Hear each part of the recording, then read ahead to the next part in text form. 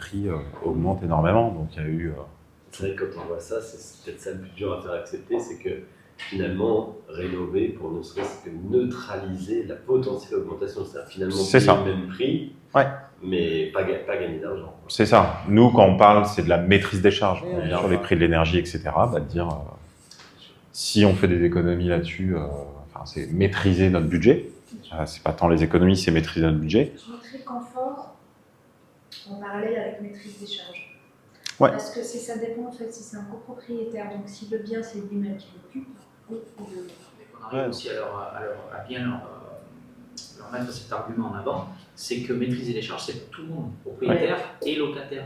Puisque eux, forcément, payent moins de charges, à part les postes qui sont à leur charge à eux, assurance, syndic, voilà. Le locataire, pareil. Et tout ça, au fur et à mesure, c'est gagnant-gagnant en fait. Quand vous mettez en location un T3 où il n'y a pas de chauffage collectif et un T3 où il y a du chauffage collectif, il y a une différence. D'abord il y a la différence, mais les gens ils voient la somme globale. Bien sûr. Et que plus ça augmente en charge de vie, plus diminuer le montant du loyer, pour rester sur un comparatif avec un appartement où il n'y a pas de chauffage collectif. Donc on a tout intérêt à maîtriser les charges d'énergie dans les immeubles où on a du chauffage collectif, si on veut rester avec des locataires qui payent un loyer, ou que le montant payé par le locataire ne parte pas en charge. C'est ça.